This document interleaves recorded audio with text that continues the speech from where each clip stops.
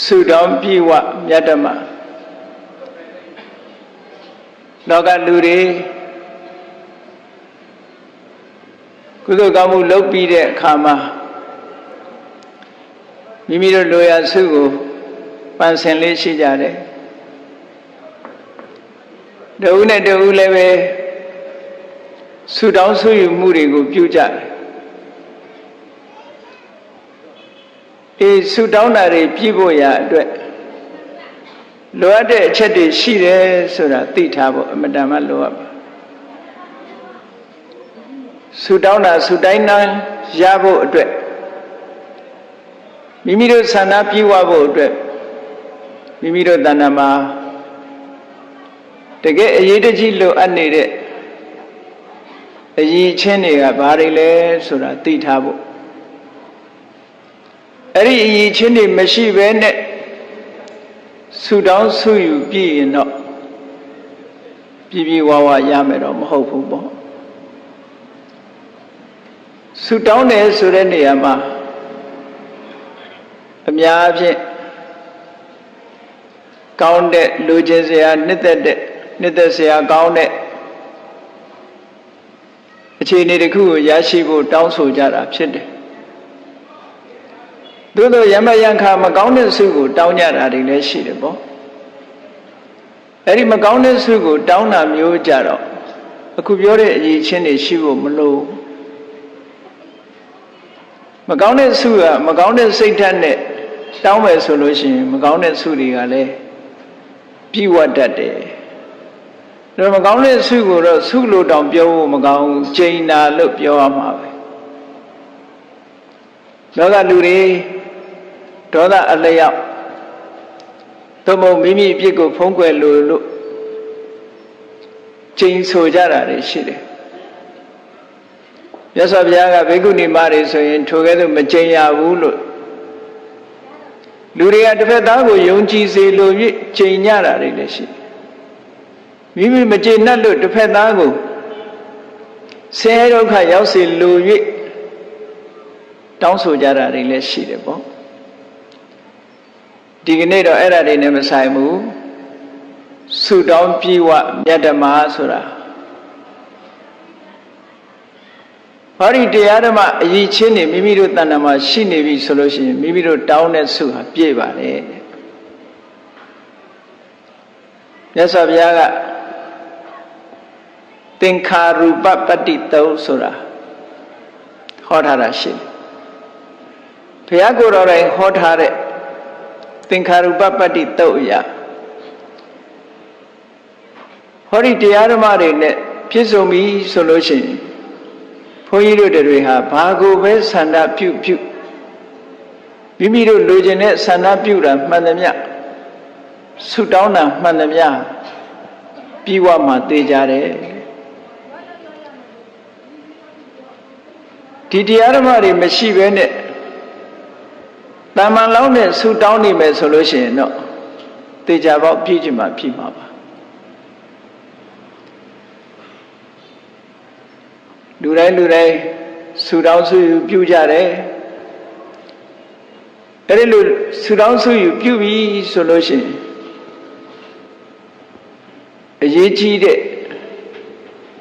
အရေးအချင်းလို့ပြောပါစို့စိတ်ဓာတ်နဲ့ဆိုင်ရာအရေးချင်းတရား၅မျိုးဒီသုတ္တမှာတော့မြတ်စွာဘုရားကအဲ့ဒီတရား၅ပါးကိုသင်္ခါရဆိုတဲ့နာမည်နဲ့ဟောထားတယ်သင်္ခါရလို့ဆိုပေမဲ့ဒီနေရာမှာပုံညာပိသင်္ခါရဆိုလို့ကုသိုလ်နဲ့ပတ်သက်တဲ့သင်္ခါရဆိုတာဖန်တီးတယ်လူကျင်တဲ့အရာကိုဖန်တီးပေးနိုင်စွမ်းရှိတယ်လို့ဒီအဓိပ္ပာယ်မျိုးဆိုသင်္ခါရေနဥပပတ္တိလူချင်းတဲ့အရာတွေကိုဖန်တီးပေးနိုင်စွမ်းရှိတဲ့တရားဓမ္မတွေကြောင့်ဖြစ်ပေါ်လာတဲ့အကျိုးတရားတွေကောင်းပြီသင်္ခါရဆိုတဲ့နာမည်နဲ့မြတ်စွာဘုရားကဆုတောင်းပြဖို့အတွက်လိုအပ်တဲ့အရေးချင်းတွေကဘယ်နှမျိုးလဲလို့ဆိုရင်၅မျိုးရှိတယ်တဲ့ အဲ့ဒီတရား၅ပါးမိမိတို့တဏ္ဍာမှာရှိနေပြီဆိုရင်လိုချင်တဲ့စုပန်းပြည့်ကိုပြည့်တယ်ဆန္ဒရှိတဲ့အတိုင်းအဲ့ဒီတရား၅မျိုးကမိမိတို့တဏ္ဍာမှာဒီအကျိုးတရားတွေကိုဖြစ်ပေါ်စေနိုင်တယ်သင်္ခါရုပ္ပတ္တိသုတ်မှာဒီလိုခေါ်ထားတာအထက်ကရာဆရာကြီးကဖြည့်ဆွက်ပြီးတော့ဗာပြောထားတော့ဆိုရင်ဒီတရား၅ပါးတော့ရှိတယ်ဆုမတောင်းဘူးဆိုရင်မမြဲဘူးတဲ့မမြဲဘူးဆိုတာကိုယ့်ရဲ့ဥတီချက်မရှိသည့်အတွက်ကြောင့်ဒီတရား၅မျိုးရှိလို့ကိုယ်ဖြစ်ချင်တဲ့ဆန္ဒထုတ်ဖော်မပေးဘူးဆိုလို့ရှိရင်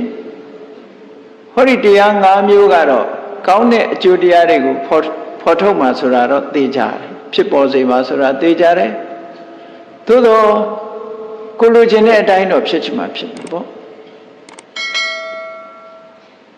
ဒါကြောင့်ဒီတရား၅ပါးရှိထားတဲ့ပုဂ္ဂိုလ်တိုင်းခိုင်မာတဲ့စုတစုကိုတော့ပန်ထားသင့်တယ်လို့ဒီတရား၅ပါးမရှိဘဲနဲ့စုပန်နေလို့ရှိရင်လည်းပဲထိုပုဂ္ဂိုလ်တောင်းတဲ့စုဟာပြည့်ချင်မှပြည့်မှာပါဒါကြောင့်မို့စုတောင်းပြီဆိုလို့ရှိရင်မိမိတို့တဏ္ဍာမှာဒီအရေးချင်းတွေရှိမရှိသေးရင်ရှိအောင်လုပ်ပြီးစုပန်ဖို့လိုအပ်တယ်ပေါ့အဲ့ဒီအရေးချင်းတွေကဘာတွေလဲလို့ဆိုလို့ရှိရင်နံပါတ်1ကတတ္ထာနံပါတ်2ကသီလနံပါတ်3ကသုတ္တနံပါတ်4ကစာကနံပါတ်5ကပညာလူတိုင်းမှာဒီအရေးချင်းတွေဟာအမတန်မှလိုအပ်တဲ့အရေးချင်းတွေဖြစ်တယ်ဒီအရေးချင်းတွေရှိပြီဆိုလို့ရှိရင်ဒီပုဂ္ဂိုလ်ရဲ့ဆန္ဒပြည့်ဝမှသိကြတယ်တတ္ထာဆိုတာဒီစကားလုံးကမြန်မာလူမျိုးတွေနှုတ်ထဲမှာလည်းပဲတရားနဲ့ပြောနေကြတာဒီလူကတရားကောင်းတယ်ဒီလူကတရားမကောင်းဘူးနဲ့တရားအကြောင်းပြောနေကြတယ်ကိုယ်တဏ္ဍာမှာတတ္ထာဆိုတဲ့ဒီသဘာဝတရားဖြစ်လာရင်ဘယ်လိုအနေထားရှိသလဲဒါကိုစဉ်းစားကြည့်ထိုတတ္ထာကိုမြန်မာလိုပြန်တဲ့အခါကျတော့ယုံကြည်တယ်လို့ဒီလိုပြန်တယ်ယုံတယ်ဆိုတာဘာကိုယုံတာလဲကြည်တာဆိုတာကဘာရဲ့ကြည်လင်မှုလဲလို့ဗမာစကားတစ်လုံးစီအဓိပ္ပာယ်ခွဲပြီးတော့ကြည့်ရအောင်ဒီနေရာမှာယုံတယ်ဆိုတာကိုလုပ်တဲ့ကုသိုလ်ကံအကုသိုလ်ကံဆိုတာရှိတယ်ထိုကုသိုလ်ကံရဲ့ကုသိုလ်ကံအကုသိုလ်ကံရဲ့အကျိုးတရားဆိုတာလည်းရှိတယ်လို့အခြေခံအားဖြင့်ယုံကြည်မှုဒါတတ်တာပဲအဲ့ဒါလောက်လေးမှမရှိဘူးဆိုလို့ရှိရင်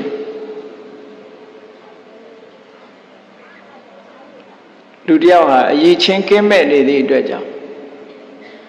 သူ့ရဲ့ဆန္ဒတွေကပြည့်ဝဖို့တော့မဖြစ်နိုင်ဘူးပေါ့တတ္တဆိုတဲ့သဘာဝတရားကအခြေခံအပြင်ကံနဲ့ကံရဲ့အကျိုးကိုယုံကြည်တယ်ကံနဲ့ကံရဲ့အကျိုးကိုယုံကြည်တယ်ဆိုတာကိုလုထာကိုတာဝန်ယူတယ်ဆိုတဲ့အဓိပ္ပာယ်ကိုပြောတာကိုလုထာကိုအတိမတ်ပြုတယ်ဆိုတဲ့အဓိပ္ပာယ်ကံနဲ့ပတ်သက်ပြီးတော့မြတ်စွာဘုရားဟောထားတာရှိတယ်လေယံကမ္မံဂရိတန္တိကလျာဏဝါပါပကံဝါတတ္တကမ္မတထာယထာဘောဟိတမှာဒါယုံကြည်တဲ့သဘောကိုပြောတာကောင်းတာဖြစ်ဖြစ်ဆိုးတာဖြစ်ဖြစ်ကိုလုတဲ့ကံရဲ့ကောင်းမွေဆိုးမွေဟာကိုယ်နဲ့ပဲသက်ဆိုင်တယ်အမွေခံရမယ်လို့ဒီလိုလက်ခံတာလူတော်လူကောင်းဖြစ်ဖို့အတွက်အစပြိုးခြင်းပဲတချို့ကြတော့ကိုလုတ်ပြီးကိုတာဝန်မယူတဲ့ပုံကိုယ်တွေကိုယ့်ရဲ့လုပ်ရအပေါ်မှာကိုတာဝန်ယူမှုမရှိလက်ခံမှုမရှိတဲ့ပုံကိုယ်တွေရှိတယ်ကံကိုမယုံကြည်တဲ့ပုံကိုယ်ကြတော့ကံကိုညှင်းပယ်ထားတဲ့ပုံကိုယ်တယောက်ဘယ်တော့မှလူတော်လူကောင်းမဖြစ်နိုင် ဘာဖြစ်လို့မဖြစ်နိုင်လဲဆိုလို့ရှိရင်ကောင်းမွေဆိုးမွေကိုလို့ရင်ကိုခံရမယ်ဆိုတဲ့အတိကလေးရှိထားတဲ့ပုဂ္ဂိုလ်တယောက်ဟာမကောင်းတာကိုဘယ်တော့မှလုပ်မှာမဟုတ်တော့ဘာဖြစ်လို့လဲဆိုမကောင်းတာလုပ်ရင် तू မကောင်းတဲ့အမွေ तू ခံရမှာကိုလူတိုင်းဟာကောင်းတာကိုပဲရချင်တာဒါလူတိုင်းရဲ့ဆန္ဒပဲကောင်းကျိုးချမ်းသာရချင်နေတဲ့ပုဂ္ဂိုလ်တယောက်ဟာဘယ်တော့မှမကောင်းတာကိုမကောင်းကျိုးပေးမဲ့ကံဆိုးမျိုးကိုလုံးဝမဟုတ်တော့ဘူးအဲ့ဒီတည်းလူတော်လူကောင်းဖြစ်ဖို့သေချာလာတယ်ပေါ့ဒါကြောင့်မို့လို့မြတ်စွာဘုရားသခင်ကိုရောမြတ်ကဒီတတ္ထာနဲ့ပတ်သက်လာတဲ့တတ္ထာဆိုတာယုံမှုတက်တက်ကလေးတွေဆိုလို့ရှိရင်တခါတရံတိမ်းဆောင်းသွားနိုင်တယ်တတ္ထာဟာအတိညာနဲ့ထိန်းထားဖို့လိုအပ်တယ်ပေါ့ပရမတ္ထစကုကျမ်းမှာဒီဘယင်းဆရာတော်ကြီးကနားလည်အောင်မြန်မာလိုရေးထားတယ်တတ္ထာကိုပညာစောင့်မှလမ်းဖြောင်းသည်တဲ့တတ္ထာကိုပညာမစောင့်ဘူးဆိုရင်လမ်းမဖြောင်းဘူးပေါ့ဒါကြောင့်မလို့တတ္ထာလို့ဆိုတဲ့နေရာမှာအသိပညာပါတဲ့တတ္ထာမျိုးပို့ပြီးတော့အရေးကြီးတယ်ဒါကြောင့်မို့တစ်ဖက်ကပြောလို့ရှိရင်ကံကံဤအကျိုးကိုယုံကြည်တယ်ဆိုတဲ့နေရာမှာကမ္မတက္ကတာသမ္မာဒိဋ္ဌိကံလာလင်ကိုယ်ပိုင်ဥစ္စာကိုလုထာကိုဆိုင်တယ်ဆိုတဲ့သိမြင်တဲ့ဉာဏ်ပညာကိုကမ္မတက္ကတာသမ္မာဒိဋ္ဌိလို့တနေရာမှာဆိုတယ်ပေါ့ဒါကြောင့်မို့အခြေခံအားဖြင့်ကံကံဤအကျိုးကိုယုံကြည်တယ်ဆိုတဲ့တတ္ထာရှိဖို့လိုအပ်တယ်တဲ့အဲ့ဒါမှမရှိရင်ကောင်းတာလုပ်ဖို့ဆိုမဖြစ်နိုင်အဲ့တော့တတ္တဟာကံကံဤအကျိုးကိုယုံကြည်ပြီလို့ဆိုတာနဲ့ဒီပုဂ္ဂိုလ်ဟာကောင်းတဲ့သူတွေကိုရောက်နိုင်တယ်ပေါ့သို့တော့တတ္တဟာစွန့်ရည်တတ္တိတွေကတစ်မျိုးတည်းမဟုတ်ဘူးယုံကြည်တယ်လက်ခံတယ်ဆိုတဲ့အပြင်မှာစိတ်ဓာတ်ကလေးကိုကြည်နူးစေတယ်ဆိုတာလည်းပဲတတ္တရဲ့စွမ်းဆောင်မှုတစ်ခုပဲကိုယ်တဏ္ဍာမှာတတ္တာဖြစ်လာပြီဆိုလို့ရှိရင်အလုံးခံမှန်းပြီးတော့သိနိုင်အောင်လို့ကြည်တယ်ဆိုတဲ့အဓိပ္ပာယ်နဲ့ပတ်သက်ပြီးတော့အထတလေးနေထေကရာမှာဗာပြောထားတော့တတ္တဥပ္ပစ္စမာနနိဝရဏေဝိခံပေတိတတ္တဆိုတဲ့သဘာဝတရားလေးမိမိစိတ်ထဲရောက်လာပြီဆိုလို့ရှိရင်တဲ့နိဝရဏတရားတွေကိုဖယ်ရှားနိုင်တယ်ဒါဖြင့်နိဝရဏတရားဆိုတာဘာလဲလို့ပြောရင်ကာမဂုဏ်အာယုန်တွေနဲ့ပတ်သက်တဲ့ခံစားလို့တဲ့ဆန္ဒ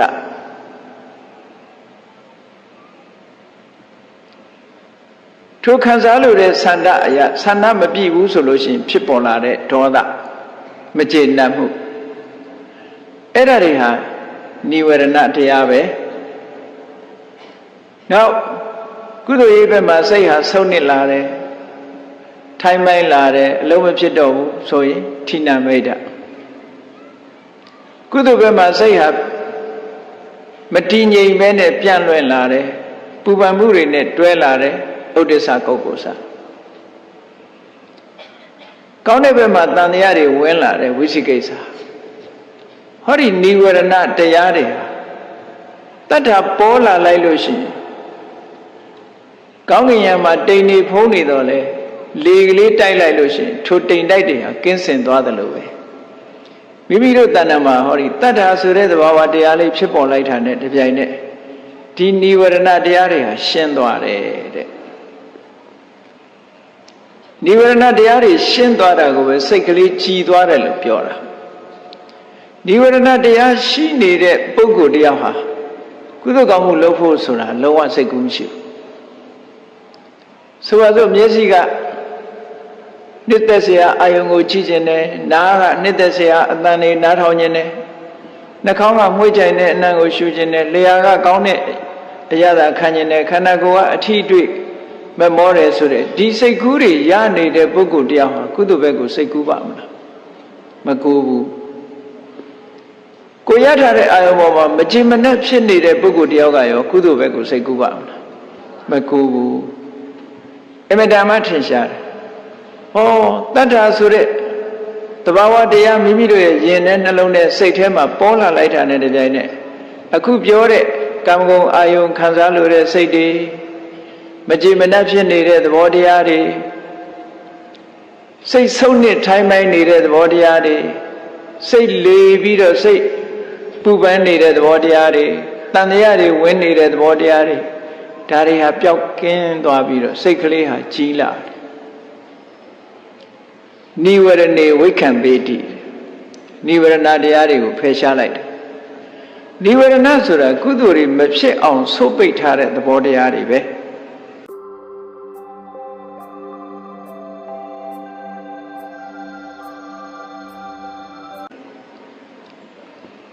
အဲ့ဒီနိဝရဏတရားလွှမ်းမိုးနေတဲ့အချိန်ကိုယ့်ကိုယ်ပြန်ဆန်းစစ်ကြည့်ကုသိုလ်စိတ်မပေါ်ကုသိုလ်စိတ်တွေကိုတားဆီးထားလို့သူ့ကိုနိဝရဏလို့ခေါ်တာ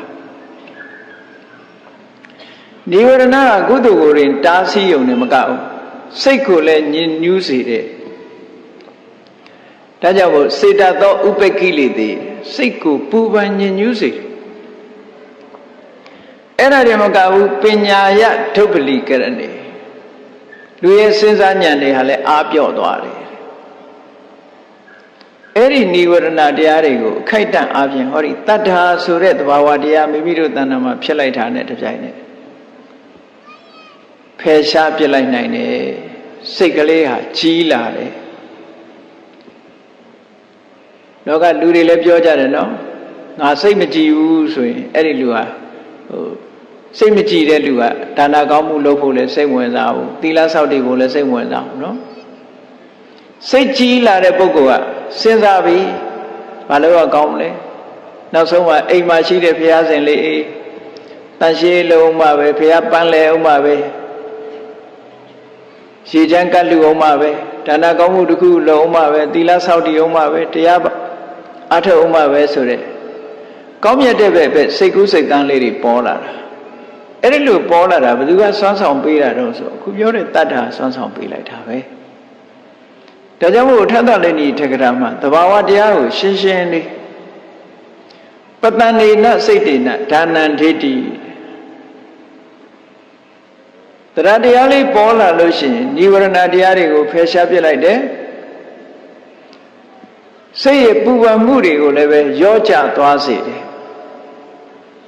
အဲ့ဒီတော့လူရဲ့စိတ်လေးကကြီးလာတယ်ကြီးနေတဲ့စိတ်ကလေးနဲ့လူဟာဒါနလုပ်တယ်တဲ့သီလဆောက်တည်တယ်ဥပုသ်ဆောင်တယ်ကမ္မထဘာဝနာပွားတယ်အဲ့ဒီဘက်ကိုတတ္တာကဥလှည့်ပေးတာကောင်းတာတွေလုပ်ဖြစ်ဖို့အတွက်တတ္တာကဥလှည့်ပေးတယ်အဲ့တော့ဒီလိုတတ္တာဆိုတာကိုမှမိမိတဏ္ဍာမှာမရှိဘူးဆိုတဲ့ပုဂ္ဂိုလ်တယောက်ဟာဘယ်လိုလုပ်ပြီးဆူတောင်းရင်ပြည့်နိုင်မှာမလားပြည့်နိုင်ဘူးတဲ့ဟောတတ္တာဆိုတာအခြေခံအားဖြင့်အခုလိုစွမ်းဆောင်မှုတွေရှိတယ်ဒီတွေအစင်းမြင့်လာတဲ့တတ္တာကြတော့ယုံကြည်ဆုံးဖြတ်မှုဘုရားရဲ့ဂုဏ်နဲ့ပတ်သက်လာလို့ရှင်လဲယုံကြည်တယ်ဆုံးဖြတ်သိဒါကြတော့အသိဉာဏ်နဲ့ရှင်းလာတယ်ဗုဒ္ဓေအဝိစ္စပတာရမြတ်စွာဘုရားဂုဏ်တော်ကိုဉာဏ်သက်ပြီးတော့ကြီးညိုတယ်အသိဉာဏ်နဲ့တွဲဖက်ပြီးတော့ကြီးညိုတတ်တယ်ဓမ္မေအဝိစ္စပတာရတရားနဲ့ပတ်သက်ပြီးဉာဏ်သက်ကြီးညိုတယ်တန်ခေအဝိစ္စပတာရတန်ခါရဲ့ဂုဏ်ကိုအသိဉာဏ်တက်ရောက်ပြီးတော့ကြီးညိုတယ်ဆိုတယ်ဒီတတ္တာကြတော့အစစ်မြင့်တဲ့တတ္တာဖြစ်သွားပြီအသိဉာဏ်နဲ့ကြီးညိုတဲ့ပုဂ္ဂိုလ်နဲ့အသိဉာဏ်နဲ့မကြီးညိုတဲ့ပုဂ္ဂိုလ်ကအမတန်မှကွာခြားတယ်ဆိုပါစို့ဘုရားကိုးကွယ်တာချင်းတူအောင်ကိုးကွယ်ပုံကိုးကွယ်နည်းမတူဘူးမြတ်စွာဘုရားရဲ့ဂုဏ်ကိုမှတ်ပြီးတော့ဂုဏ်ကိုကြီးညိုပြီးတော့ကိုးကွယ်တဲ့ပုဂ္ဂိုလ်ရှိတယ်လို့ပဲလက်လက်ကလိုချင်လို့ကိုးကွယ်တာလည်းရှိသေးတယ်ဒီဘုရားလေးကလာဘမှုနိဒီဘုရားလေးရောက်ကြတဲ့လက်ကောင်းတယ်ဆိုပြီးတော့ကိုးကွယ်တာမရှိဘူးလားအေးဒီဘုရားလေးကိုးကွယ်ထားလို့ရှိရင်မိဘေးကင်းတယ်ဆိုပြီးတော့ကိုးကွယ်တာမရှိဘူးလားဒါလက်ကောင်းလို့ကိုးကွယ်တယ်လို့ခေါ်တယ်အဲ့ဒါမျိုးကြတော့အသိဉာဏ်နဲ့ကိုးကွယ်တာဟုတ်ပါမလားဂုံတော်မဟုတ်ဘူးကိုလိုချင်တဲ့လောဘနဲ့ကိုးကွယ်နေတာကိုးကွယ်ပုံချင်းမတူဘူးနော် အဝိဇ္ဇပတာရဆိုတာအဲ့ဒါမဟုတ်ဘူးမြတ်စွာဘုရားတကယ်ကိုသီလအဖြစ်သမာဓိအဖြစ်ပညာအဖြစ်ဘယ်ပုဂ္ဂိုလ်နဲ့မှမတူတလောကလုံးရဲ့ဥညွတ်ရဖြစ်တဲ့ဂုံရည်ချင်းတွေနဲ့ပြည့်စုံနေဆိုတဲ့ဂုံကိုသိပြီးတော့ကိုးကွယ်တာမျိုးမှာခုနကလက်လက်ပါကြောင့်ကိုးကွယ်တယ်ဆိုလို့ရှိရင်အေးဘုရားကိုးကွယ်ရတဲ့နဲ့လက်မရဘူးဆိုရင်ဆက်ကိုးကွယ်ပါမလားမကိုးကွယ်ဘူးဘုရားတောင်မှတခြားပို့ရင်ပို့နေမှာတော့ကြတချို့ပြောသေးတယ်ဘုရားခိုက်တယ်ဆိုပြီးကိုမௌဒ္ဒလောက်တာတော့မသိဘူးဘုရားခိုက်တယ်နော်အဲ့ဒါမျိုးတွေဖြစ်တတ်တယ်လောကမှာဘုရားကိုးကွယ်တိုင်းတရနဲ့အတိညာနဲ့ကိုးကွယ်တာမဟုတ်ဘူးသောတာပန်ပုဂ္ဂိုလ်တွေကြတော့အခုအဝိဇ္ဇပတာရလို့ဆိုတဲ့တကယ်ကိုအတိညာပါတဲ့ယုံကြည်မှုမျိုးနဲ့ယုံကြည်သွားတယ်အဲ့ဒီတရကြတော့ခုနကကံကံဤကျိုးယုံကြည်တာဆိုတာတဲ့အစင်းမြင့်အဲ့ဒီတရမျိုးကိုစပိကျမ်းကမှာဘယ်လိုခေါ်တော့ဆိုရင်ဓတ္တနမူလိကာတတ္ထာဓတ္တနမူလိကာဆိုတာမြင်တတ်တဲ့ဉာဏ်ပေါ်မှာအခြေခံထားတဲ့တတ္ထာစွမ်းဆောင်မှုပိုအကောင်းနေအဲ့ဒါနောက်တစ်ခုအာကာရဝတိတတ္ထာကြိုးကြောင်းစီလျော်တဲ့အသိဉာဏ်နဲ့တွဲဖက်လာတဲ့တတ္ထာအဲ့တော့ဘုန်းကြီးတို့တွေမှာရရမယ့်တတ္ထာကတာမန်အဆင့်တတ္ထာမျိုးတဲ့တန်ဖိုးရှိတဲ့ဓတ္တနမူလိကအသိဉာဏ်ကိုအခြေခံတဲ့သို့မဟုတ်အသိဉာဏ်နဲ့ထိမ့်သိမ်းဆောက်ရှောက်ထားတဲ့တရားမျိုးပဲဖြစ်တဲ့နဲ့ပညာမဲ့တရားကြတော့မျက်ကမ်းယုံကြည်မှုမျိုးဖြစ်တတ်တယ်အဲ့တော့ပညာမဲ့တရားမျိုးမဖြစ်စေသင့်ဘူးပညာနဲ့တရားမျိုးပဲဖြစ်စေတယ်တရားဒီတဲ့အဆင့်မြင့်တဲ့တတ္ထာဆိုတာရှိသေးလားဆိုရှိသေးတယ်တဘာဝတရားတွေရဲ့မမြဲတဲ့သဘောဆင်းရဲတဲ့သဘောကိုဆုံးဆုံးဖြတ်ဖြတ်နဲ့လက်ခံယုံကြည်တာကိုယ်တိုင်ဝိပဿနာကမ္မဋ္ဌာန်းတရားကိုအားထုတ်လို့သင်္ခါရတရားတွေရဲ့မမြဲတဲ့သဘောတွေဆင်းရဲတဲ့သဘောတွေအနတ္တရဲ့သဘောတွေဒါတွေကိုပိုင်ပိုင်နိုင်နိုင်သိပြီးတော့ကိုယ်တိုင်သိလို့လက်ခံယုံကြည်တာမျိုးရောမရှိဘူးလားအဲ့ဒီတတ္တမျိုးကြတော့အလွန်အဆင့်မြင့်သွားတဲ့တတ္တမျိုးဒီလိုတတ္တဆိုတာအဆင့်ဆင့်ရှိတယ်အဲ့ဒီတတ္တတရားတွေရှိနေပြီဆိုလို့ရှိရင်တော့ဘုန်းကြီးတို့တွေဟာဆုတောင်းမယ်ဆိုရင်သို့မဟုတ်ဆန္ဒပြုမယ်ဆိုရင်ကိုယ်ဆန္ဒပြေဝနိုင်ပါတယ်လို့ဒီလိုခေါ်တာပါနောက်သီလတဲ့သီလဆိုတာကိုကျင့်တရားအ ਨੇ ဆုံးလောကမှာလူကြောင့်ဘဝမှာနေတဲ့ပုဂ္ဂိုလ်တွေထိမ့်သိမ်းစောင့်ကြရတယ်၅ပါးသီလ၅ပါးသီလဆိုတာဝါရိတ္တသီလမျိုးမလုပ်ရဘူးလို့တားမြစ်ထားတဲ့သီလမျိုးပဲမလုပ်ရဘူးဆိုတာကိုလုပ်မယ်ဆိုလို့ရှိရင်ပြစ်ရှိတာပဲဘာလူမျိုးပဲဖြစ်ဖြစ်ဘာဘာသာဝင်ပဲဖြစ်ဖြစ်ယုံသည်ဖြစ်စေမယုံသည်ဖြစ်စေငါးပါးသီလနဲ့မပြည့်စုံဘူးဆိုလို့ရှိရင်တော့မကောင်းတဲ့အကျိုးရမှသိကြတာပဲစဉ်းစားကြည့်လေအကြံဉာဏ်အားဖြင့်ပါဏာတိပါဒသူရတဲ့တတ်တဲ့ပြစ်မှုကျူးလွန်တဲ့ပုဂ္ဂိုလ်တယောက်ဟာငရဲကြတာဘာညာတာဖယ်ထားလူဖြစ်လာလို့ရှိရင်အသက်တူတာတို့ယောဂများတာတို့မဖြစ်ဘူးလားဖြစ်တယ်လူတွေကဆူတောင်းကြတယ်လေအသက်ရှည်ကြပါစေယောဂကင်းကြပါစေလောက်ကြတာမဟုတ်လားလောကမှာတေချာစဉ်းစားကြည့်လို့ရှိရင်ယောဂကင်းပြီးတော့အသက်ရှည်တဲ့ပုဂ္ဂိုလ်တွေကပါဏာတိပါဒသိက္ခာပုဂ္ဂိုလ်လုံးလုံးထိန်းခဲ့ကြလို့အဲ့ဒါလိုမဟုတ်ဘဲနဲ့အသက်တူယောဂများနေတဲ့ပုဂ္ဂိုလ်တွေရေပုံရအပြင်ပါဏာတိပါဒအမှုကျူးလွန်ခဲ့တာအခြေပြုခဲ့တာပဲပေါ့အကယ်၍သာပါဏာတိပါဒသိက္ခာပုဂ္ဂိုလ်ပြည့်ပြည့်စုံစုံစောင့်တည်ခဲ့မယ်ဆိုပြည့်ပြည့်စုံစုံဆိုတာဘာကိုပြောတာလဲပါဏာတိပါဒသိက္ခာပုဂ္ဂိုလ်ဆိုတာအဆင့်တွေအမျိုးမျိုးရှိတယ်နော်အများအားဖြင့်သူများအသက်ကိုတတ်ချင်းမှရှောင်ပါ၏ဆိုတဲ့နေရာတွေမှာရပ်နေတာမဟုတ်လားအဲ့ဒါကအစလေးပဲရှိသေးတယ်နောက်တစ်ဆင့်တည်းရမှာပါလဲ ပါဠိတော်တွေမှာတေချာဟောထားတာရှိတယ်နော်မြတ်စွာဘုရားပါဏာတိပါဒကရှောင်တယ်ဆိုတဲ့နေရာပါဏာတိပါဒပฏิဝိရတောသမနောဂေါရမောမြတ်စွာဘုရားဟာပါဏာတိပါဒမှာရှောင်တယ်ဒါနဲ့ကိစ္စပြီးပြီလားမပြီးသေးဘူးနိဟိတဒန္တောနိဟိတတတ္တောတတ္တဝါတွေကိုညှင်းဆဲတပ်ဖြတ်ဖို့ဒုတ်တို့ဘာလို့မထားဘူးတဲ့လက်နဲ့တွေမထားဘူးဒီလိုပြောတာနော်အဲ့လိုမဟုတ်ဘူးအများကတော့အေးပါဏာတိပါဒကရှောင်တယ်ရှောင်တော့ရှောင်တယ်ဒါပေမဲ့ကိုယ်စီလာတဲ့ရန်သူတော့ကာကွယ်ဖို့ဆိုပြီးတော့လက်နဲ့ကလေးတွေဘာတွေထားတတ်သေးတယ်မထားကြဘူးလားကိုယ့်တက်ကိုကာကွယ်မယ်ဆိုတဲ့စိတ်ကရှိနေသေးတယ်အဲ့တော့ပါဏာတိပါဒကျွလွန်မှုကအစဉ်သင်းဖြစ်နေတဲ့အနေအထားမျိုးမရောက်ဘူးလားဘုန်းကြီးတို့အမေရိကသွားတော့တခါကြုံရတယ်တခါတယောက်ကဆွမ်းသားလာပင်းတော့အဲ့ဒါသူကားပေါ်လဲတက်လိုက်ရောရှေ့က dashboard ကဖွင့်လိုက်တဲ့အချိန်မှာ6လုံးမျိုးကဘုန်းကြီးတို့ခြေတော်နာထောက်ခနဲ့လာကြဘုန်းကြီးရှေ့မှာလက်နဲ့ကြီး6လုံးမျိုးတနက်ရှေ့မှာကြတော့သူနည်းနည်းတော့ဟိုအာရုံအာနာဖြစ်သွားပြီဘာပြောတော့ဆိုဒီနိုင်ငံမှာကိုကာကွယ်ဖို့ဒါလေးတော့ဆောင်ထားရတယ်ဗျာတဲ့ဟုတ်ကဲ့လားအဲ့တော့ကိုလာမထိနဲ့ထိရင်လုံးမယ်ဆိုတဲ့သဘောမျိုးရှိမနေဘူးလားအဲ့တော့ပါဏာတိပါဒလုံမလားမလုံဘူး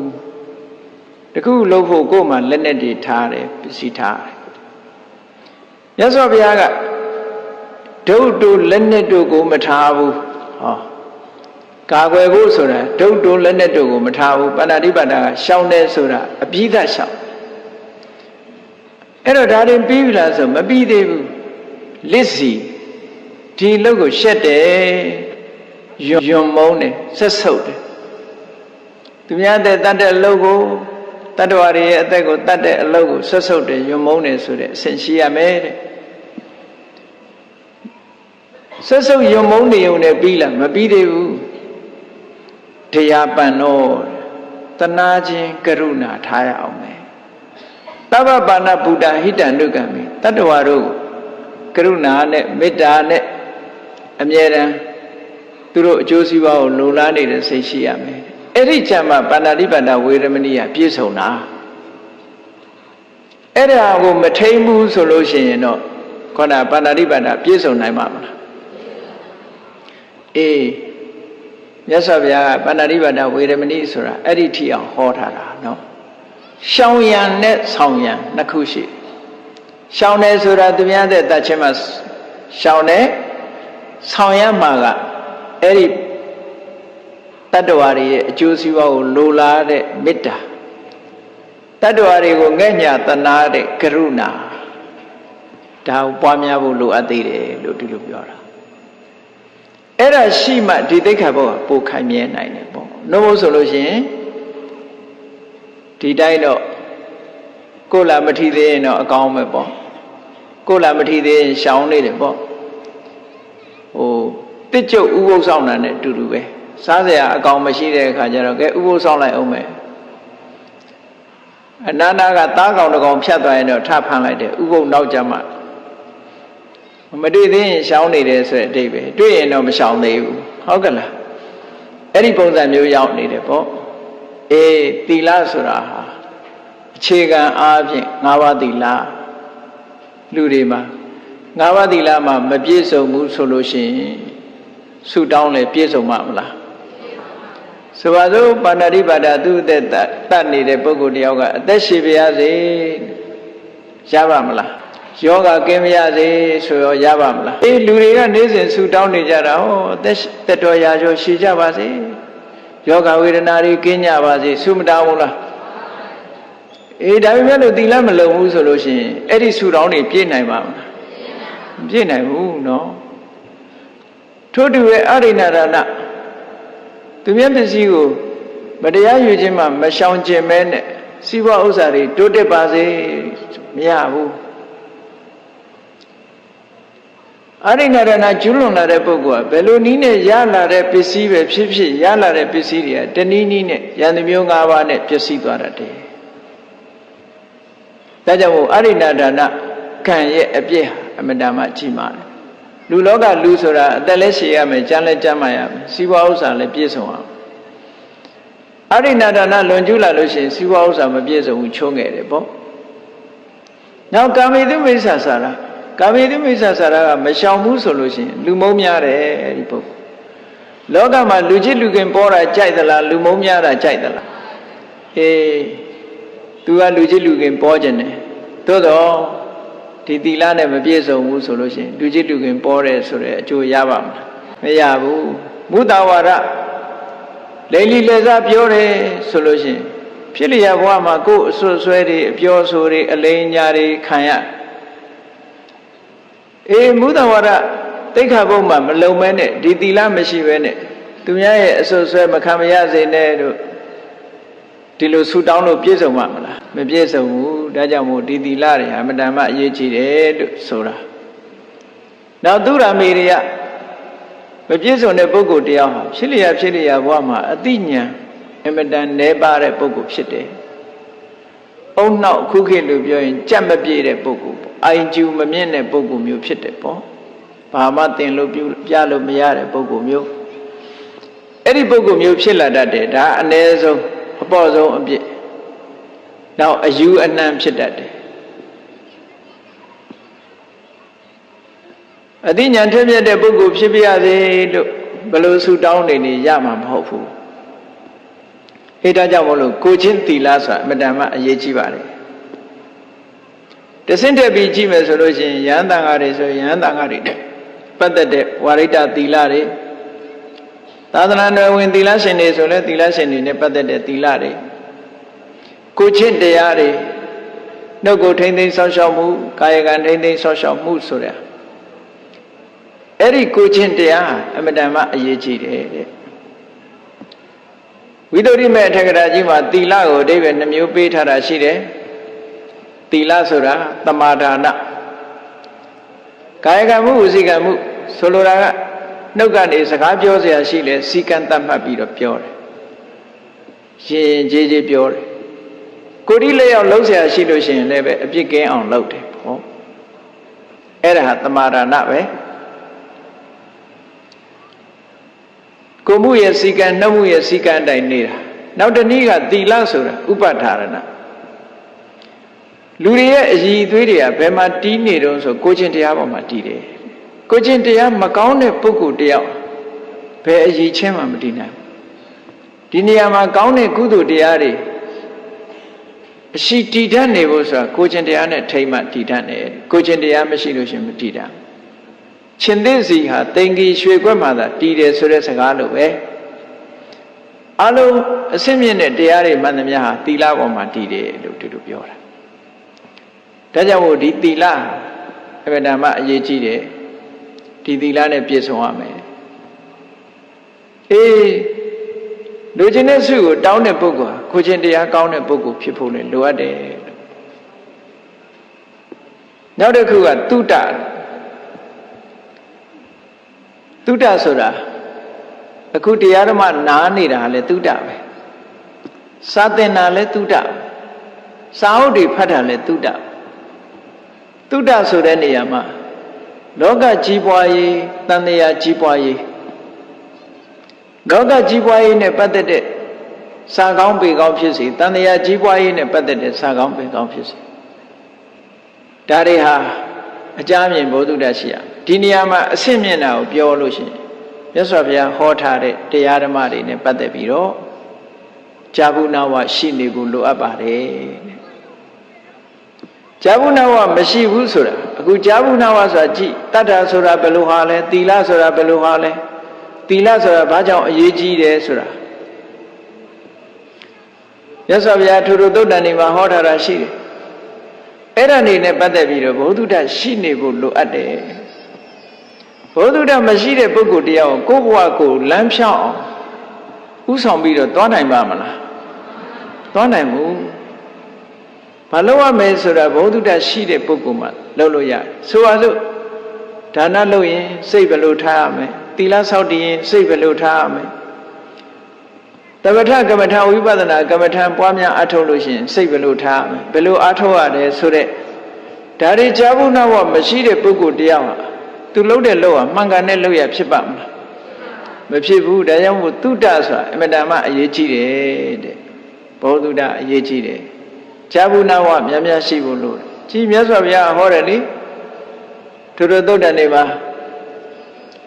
တတ္ထာဘိဇံတပောဝုဒ္ဓိတရားဟာမျိုးစေ့နဲ့တူတယ်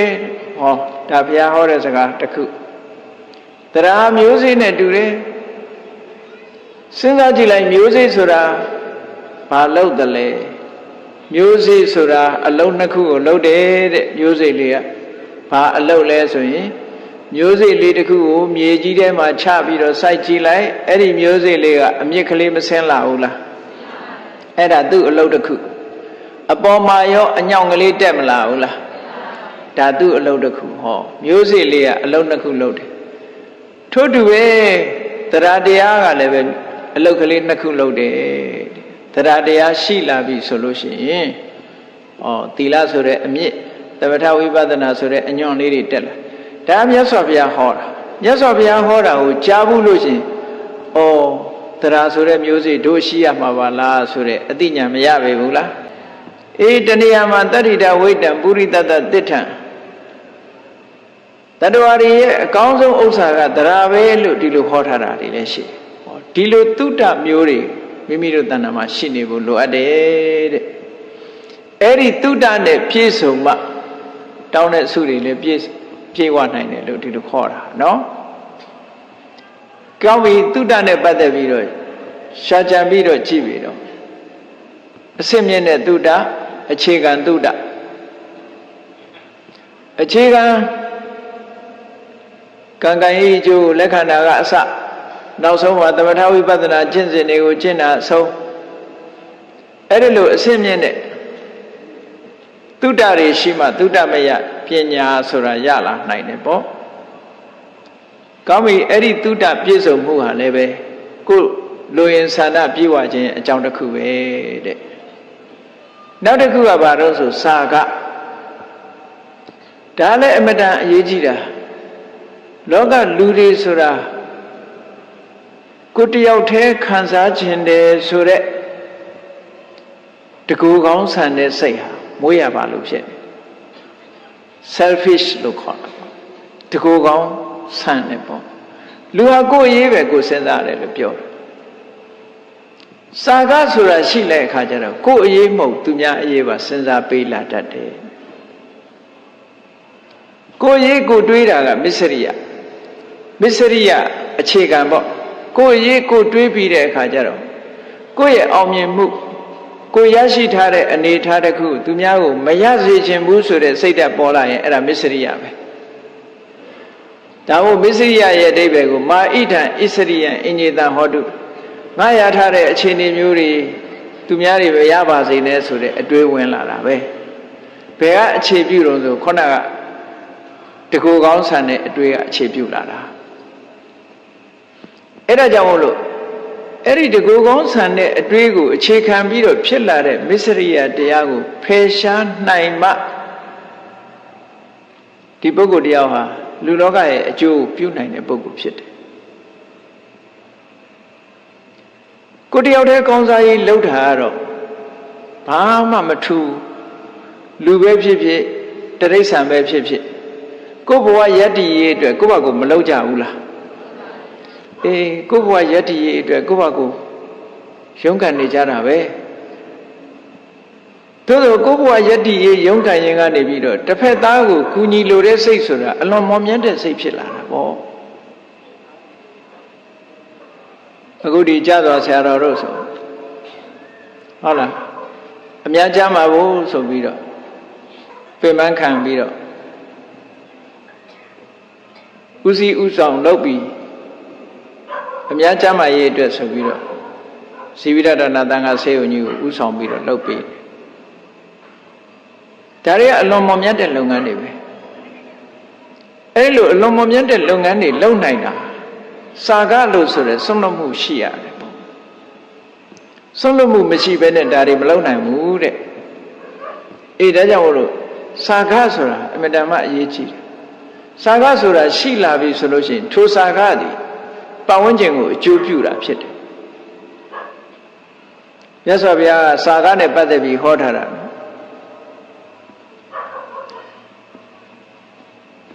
ဝိကတမစ္စေရပရိယုဋ္ဌိတေနစေတတအကာရံအစ္ဆဝတ္တိအိမ်မှာနေပြီဆိုလို့ရှိရင်မစ္စရိယကင်းတဲ့စိတ်နဲ့နေရမယ်တဲ့အိမ်မှာနေရင်ကလည်းမစ္စရိယစိတ်ဆိုတာဖြစ်တတ်တယ်ပေါ့အဲ့တော့မစ္စရိယဆိုတာအများကနားလည်နေတာဘာလို့ဆိုမပေးမကမ်းရဘူးနှမျောတာကိုမစ္စရိယလို့ခေါ်နေကြတယ်အမှန်အဲ့ဒါတည်းမကဘူးမစ္စရိယဆိုတာကိုရထားတဲ့အခွင့်အရေးတစ်ခုကိုသူများမရစေချင်တာဒါမစ္စရိယကိုအောင်မြင်ကြော်ကြားတယ်လို့သူများကိုအောင်မြင်ကြော်ကြားမှုမဖြစ်စေချင်ဘူးဒါမစ္စရိယ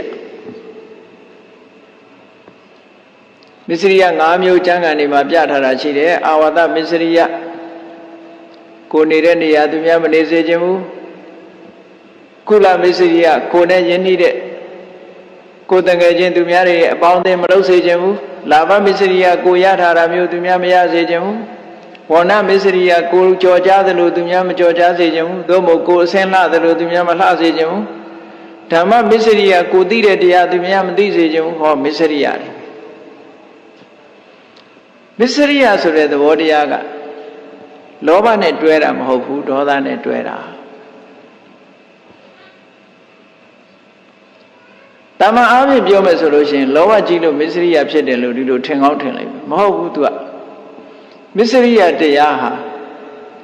ကိုယ့်အတွက်သိမ့်ပိုက်ပြီးတော့တခြားလူအတွက်သူကဆန့်ကျင်မဲ့လုပ်တဲ့စိတ်ဓာတ်လေးရှိတယ်မယုံလို့ရှိရင်မစ္စရိယရဲ့သဘောကိုသိချင်လို့ရှိရင်တကောင်းကစားနေတဲ့ခွေးနှကောင်ကြားမှာအမဲယိုးလေးသို့မဟုတ်အစားအစာလေးတစ်ခုပြစ်ချကြည့်ပါလားအဲ့ဒီခွေးတွေဘာလုပ်ကြမလဲကြိုက်ကြမှာပေါ့ဟုတ်ကလားရသွားတဲ့ကောင်လည်းသူ့ဟာကိုကာကွယ်တဲ့အနေနဲ့ကြောင်လေးကြွက်ကလေးတွေလည်းကြည့်နေပါဇက်ထဲမှာအစာရသွားပြီကြောင်ကလေးတွေဟာကြွက်လေးဖမ်းပြီးသွားပြီဆိုလို့ရှင်ဘာလုပ်လဲမန်ဖီနေတော့တာအဲ့ဒါမန်ဖီတာတခြားမဟုတ်ဘူးလာမထိနဲ့ငါဟာဒီအဓိပ္ပာယ်မျိုးအဲ့တော့မစ္စရိယကဒေါသကိုအားပေးလာဒေါသကိုဖြစ်ပေါ်စေတာပဲဒါကြောင့်မို့မစ္စရိယဒေါသနဲ့ရှင်တာပေါ့ဟိုတိရစ္ဆာန်ယုံကြီးတွေကြားတွေအစာကျွေးတဲ့အချိန်သွားကြည့်အမတန်ဆာလောင်းနေတာအသားတုံးပြစ်ချလိုက်လို့ရှိရင်အဲ့ဒီကြားစားပါတော့လားမစားဘူးအသားတုံးကိုကိုက်ချီပြီးတော့ဟိုလိုက်ဟိန်ဒီလိုက်ဟိန်လုပ်တယ်အဲ့ဒါဘာကြောင့်လဲမစ္စရိယကြောင့်ဖြစ်တာနော်မစ္စရိယကြောင့်ဒေါသဖြစ်လာသူ့ဥစားမထိနဲ့ဆိုတဲ့အဓိပ္ပာယ်မျိုးပဲအေးမစ္စရိယတရားဖြစ်လာပြီးကြီးထွားလာပြီးဆိုလို့ရှိရင် तू အလွန်အန္တရာယ်များတယ်ပေါ့တခါတော့ကဘာမှာရာဇဝမှုတစ်ခုကျူးလွန်တာတောင်ဖြစ်သေးတယ်မစ္စရိယကြောင့်အမေရိကမှာစကိတ်စီးတဲ့အမျိုးသမီးချန်ပီယံရထားတဲ့အမျိုးသမီးတယောက်အဲ့ဒီနေ့ကျတော့သူ့ကိုရှင်ပြိုင်းလာမဲ့အမျိုးသမီးတယောက်ပေါ်လာတဲ့အခါကျတော့သူချန်ပီယံဟိုကချင်းချောက်လာသူရှုံးမဲ့အနေအထားမျိုးတွေထိအောင်ရောက်လာတဲ့အခါဘာလုပ်တုံးဆိုရင်လူဆိုးတယောက်ကိုငှားပြီးတော့အဲ့ဒီအမျိုးသမီးခြေထောက်ကိုကျိုးအောင်ရိုက်ခိုင်းတာဒါတကယ်ဖြစ်ခဲ့တာနော်အဲ့ဒါဘာကြောင့်လို့ဆိုရင်ကိုယ့်ရဲ့ကြော်ကြားမှုသူများကိုမပေးချင်အဲ့ဒါမစ္စရိယလို့ခေါ်တယ်ပေါ့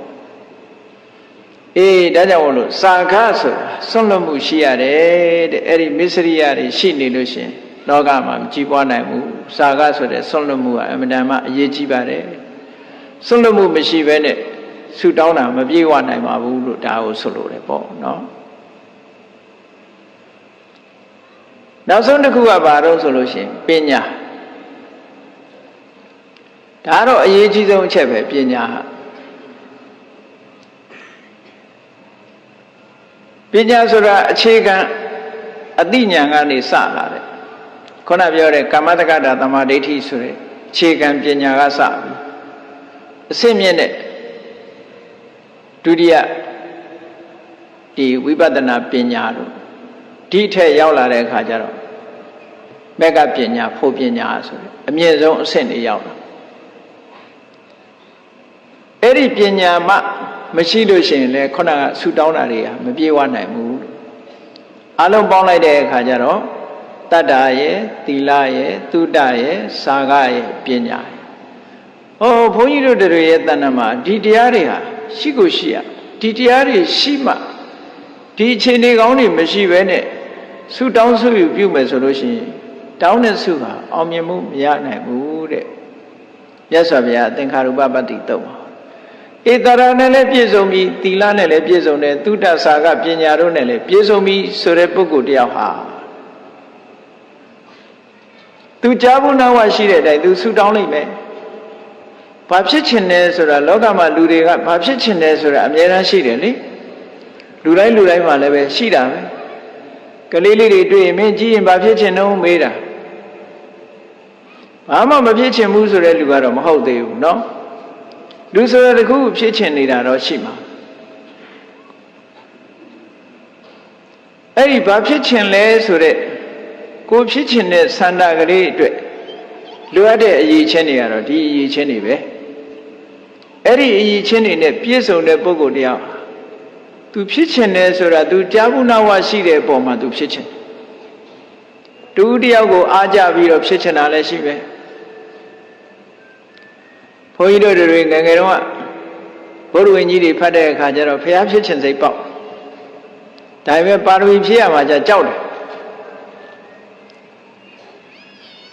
ဖះဖြစ်ချင်တယ်ဆိုတဲ့စိတ်ကလေးပေါက်လာတာဖြစ်ချင်တဲ့ဆန္ဒဆိုတာတော့ပေါ်ကြတာပဲเนาะရှင်သာရိပုတ္တရာဝတ္ထုဖတ်တဲ့အခါရှင်သာရိပုတ္တရာလို့ပညာကြီးခြင်းတယ်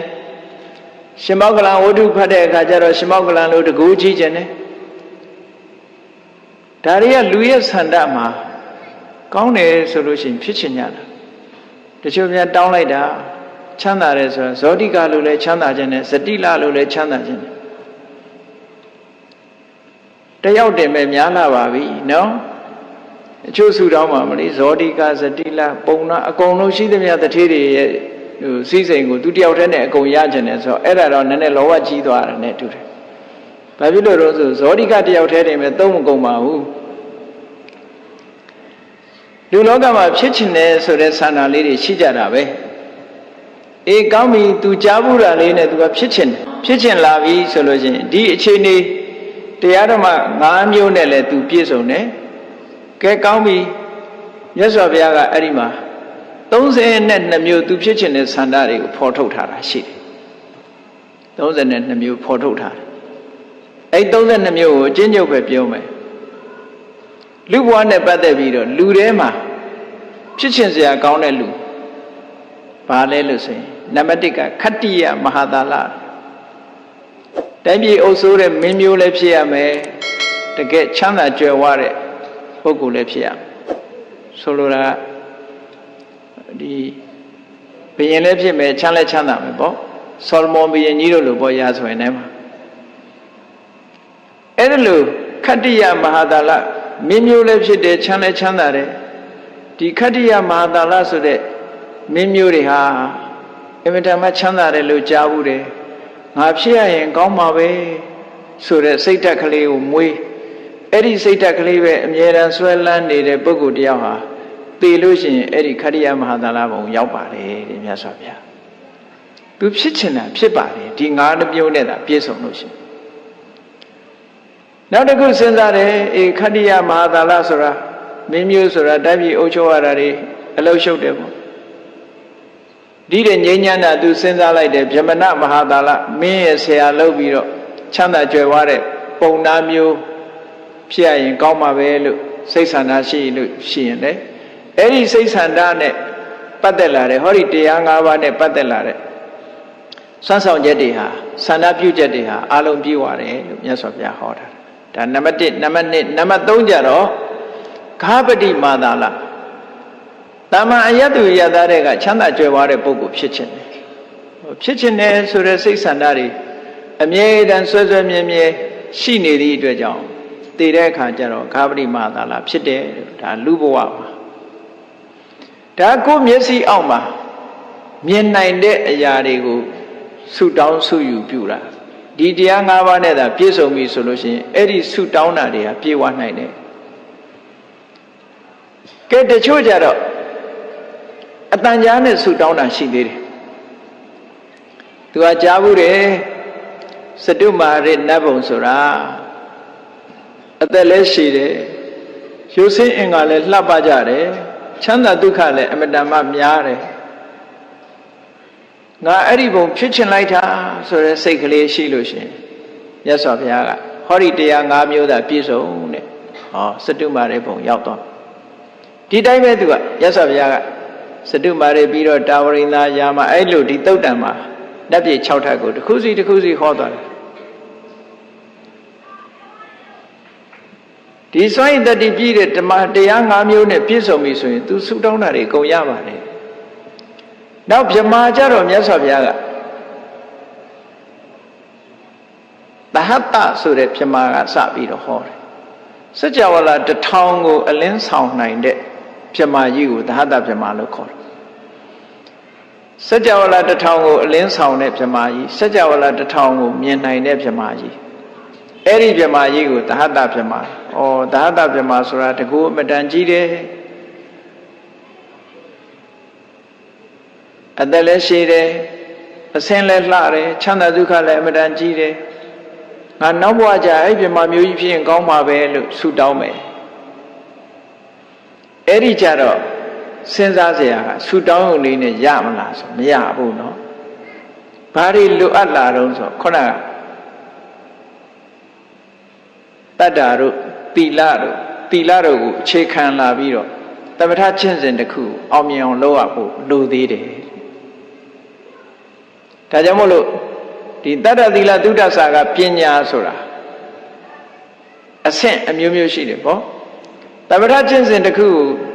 ကိုပိုင်နိုင်ကျင့်နိုင်တဲ့ဉာဏ်ရည်ဉာဏ်သွေးတွေရှိဖို့လိုတယ်အဲ့ဒါတွေကျင့်ပြီးတော့သမထကိုအောင်မြင်ပေါက်ရောက်သွားပြီဆိုလို့ရှိရင်ဗြဟ္မာကိုဖြစ်နိုင်တယ်လို့မြတ်စွာဘုရားဒီလိုဟောလို့ရင်ဖြစ်တယ်ထို့တူပဲဗြဟ္မာတွေသွားလိုက်တာနောက်ဆုံးမှာအလုံး32မျိုးနောက်ဆုံးဟာတစ်ခုပြောရအောင်ကောင်းပြီဆိုတဲ့ဘုံတွေအားလုံးနောက်ဆုံးကြတော့နေဝတိညာနာတိညာရဏဘုံထိနေဝတိညာနာတိညာရဏဘုံဆိုတာကြတော့အသက်ရှည်တယ်သူကြတော့အဆင်းမရှိသည့်အတွက်ကြောင့်အဆင်းလှတယ်လို့ပြောလို့မရသက်ရှည်တယ်ချမ်းသာတယ်တကောအနုဘော်တွေကြီးတယ်အဲ့ဒီဗြဟ္မာမျိုးဖြစ်ရင်ကောင်းပါပဲလို့စိတ်ဆန္ဒတွေပြင်းပြလို့ရှိရင်လည်းအဲ့ဒီဗြဟ္မာမျိုးတွေဖြစ်နိုင်ပါတယ်စိတ်ဆန္ဒပြင်းပြအယုံတက်တက်နဲ့တော့မဖြစ်ဘူးခုနကပြောသလိုသမထကျင့်စဉ်တစ်ခုအောင်မြင်ပွားရအောင်လုပ်ရအောင်မယ်နောက်ဆုံးကြတော့မြတ်စွာဘုရားကဘာဟောတော့ဆိုရင်အခုပြောတဲ့တတ္တသီလသုဒ္ဓဆာကပညာဆိုတဲ့ဒီအရည်အသွေးတွေနဲ့ပြည့်စုံတဲ့ပုဂ္ဂိုလ်တယောက်ဟာတဲ့အသောကင်းကွာယဟန္တာစိတ်လေးကလည်းလုံးဝလွတ်သွားပြီပညာလည်းအတွေ့အတာတွေကနေအလုံးလွတ်သွားပြီကိလေသာဆိုတဲ့အနှောက်အယှက်တွေကအလုံးလုံးသွားတဲ့စေတောဝိမု ക്തി ပညာဝိမု ക്തി စိတ်ဓာတ်ကလည်းကိလေသာတွေကလွတ်သွားတယ်ပညာလည်းကိလေသာတွေကလွတ်သွားပြီးတော့အသောကင်းတဲ့ယဟန္တာဖြစ်ရရင်ကောင်းပါပဲဆိုလို့ရှိရင်လေဟောဒီအခြေခံတရား၅မျိုးရှိတဲ့ပုဂ္ဂိုလ်ဟာဝိပဿနာကျင့်စဉ်တစ်ခုကိုကျင့်သွားပြီးတော့နောက်ဆုံးမှာယဟန္တာအဖြစ်ကိုလည်းရောက်နိုင်ပါတယ်လို့မြတ်စွာဘုရားဒီသုတ်တံမှာဒီလိုဟောထားတာအဲ့ဒီပုဂ္ဂိုလ်ကြတော့သူကျင့်ထားတဲ့တတ္တသီလသုဒ္ဓဆာကပညာဆိုတာဟာလောကထွံ့မြောက်မှုကိုဥတည်ထားတာဖြစ်သည့်အတွက်ကြောင့်တည်သွားတဲ့နောက်ပုံမှာဘယ်ဘုံမှမဖြစ်တော့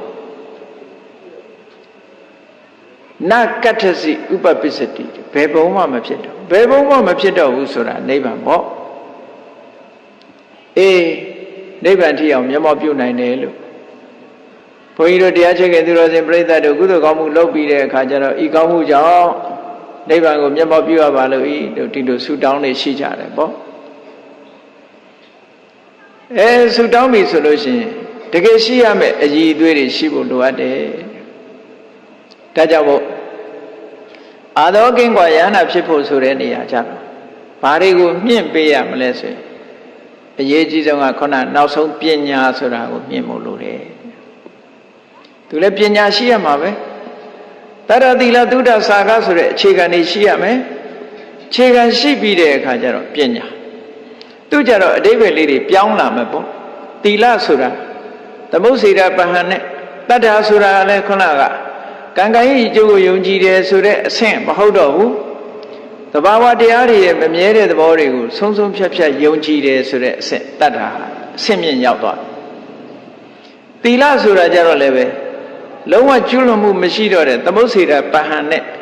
လုံးဝပယ်ထားတဲ့ဒုစရိုက်တွေကိုဖယ်ရှားနိုင်တဲ့စွမ်းရည်တတ္တိရှိတဲ့လောကုတ္တရာသီလမျိုးတုဒ္ဒဆိုတာလည်းတကယ်အဆင့်မြင့်တဲ့တရားဓမ္မကိုသိတဲ့တုဒ္ဒမျိုးစာကဆိုတာကြတော့ကြည့်လောဘကိုဆွန့်လွတ်နိုင်တယ်ဒေါသကိုဆွန့်လွတ်နိုင်တယ်မောဟကိုဆွန့်လွတ်နိုင်တယ်ကိလေသာအသောတွေအလုံးကိုဆွန့်လွတ်နိုင်တယ်ဆိုတဲ့စာကမျိုးပညာကြတော့ဘယ်လိုအဆင့်တန်းမြင့်သွားတော့ဆို